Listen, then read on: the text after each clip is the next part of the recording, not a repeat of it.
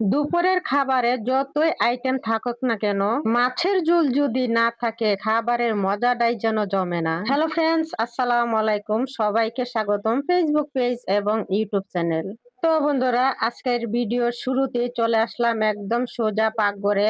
আর আগে থেকে একটি কড়াই বসিয়ে দিয়েছিলাম, তার মধ্যে সয়াবিন তেল দিয়েছি, 2টা পেঁয়াজ কুচি দিয়েছি।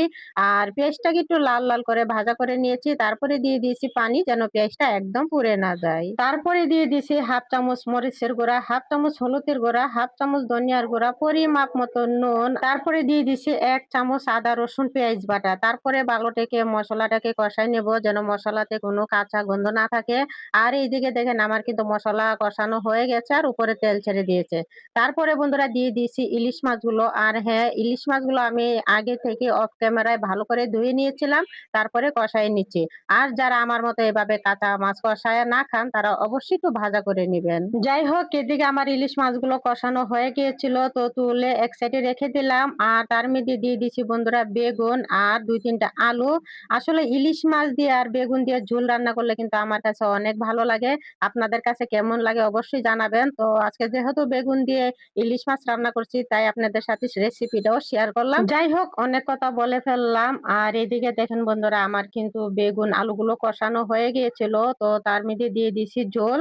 আর বেশি একটা ঝোল দেই নাই, দেখতেই পাচ্ছেন যতটুকু তরকারি ছিল তার থেকে একটু বেশি পানি দিয়েছি। তারপরে বন্ধুরা ডেকে দিয়েছিলাম বলক ওঠার জন্য। আর এদিকে কিন্তু বেগুন আলুর ঝোলটা বলক উঠে গিয়েছে। তো একটা নাড়াচাড়া দিয়ে এই যে উপরে দিয়ে দিলাম মাছ, যে ইলিশ মাছটা কষাই রেখেছিলাম সেই মাছটা দিয়েছি। তারপরে মাছটাকে একটু ছড়াই দিয়েছি যেন ঝোলটা লাগে আর মাছটা সিদ্ধ হয়। তারপরে কয়েকটা আমান কাঁচামরিচ দিয়েছি। আপনারা যদি ঝাল খেতে চান তাহলে মরিচগুলো একটু কেটে দিবেন, তাহলে তরকারিটা জাল হয়ে যাবে।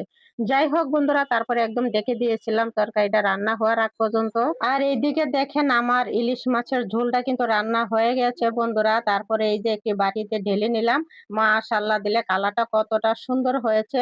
আর গরম গরম ভাতের সাথে এরকম ইলিশ মাছের ঝোল হলে খেতে কিন্তু অনেক ভালো লাগে।